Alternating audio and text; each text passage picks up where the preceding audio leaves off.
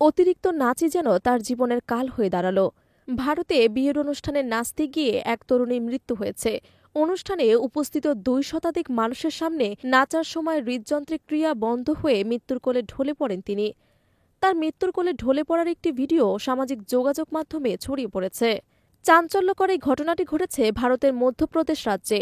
রোববার রাতে এক প্রতিবেদনে এ তথ্য জানিয়েছে ভারতীয় সংবাদ মাধ্যম এনডিটিভি। সংবাদ মাধ্যমটি বলছে, মধ্যপ্রদেশের বিদিশা জেলার একটি রিসোর্টে বিয়ের অনুষ্ঠানে নাচতে গিয়ে হৃদযন্ত্রের ক্রিয়া বন্ধ হয়ে ২৩ বছর বয়সী এক তরুণী মারা গেছেন। মৃত এই তরুণীকে পরিণীতা জৈন হিসেবে শনাক্ত করা হয়েছে এবং তিনি ইন্দোরার বাসিন্দা। চাচাতো বোনের বিয়ের অনুষ্ঠানে যোগ দিতে বিদিশা এসেছিলেন। সোশ্যাল মিডিয়ায় প্রকাশিত একটি ভিডিওতে দেখা গেছে মৃত্যুর আগে পরিণীতা হলদি অনুষ্ঠানের সময় মঞ্চে নাচছিলেন, যেখানে ২০০ জনেরও বেশি অতিথি উপস্থিত ছিলেন। একটি ভাইরাল ভিডিওতে দেখা গেছে বলিউডের জনপ্রিয় লেহরাকে বলকাকে গানের তালে নাচার সময় শনিবার রাতে মঞ্চে হঠাৎ ঢলে পড়েন পরিণীতা।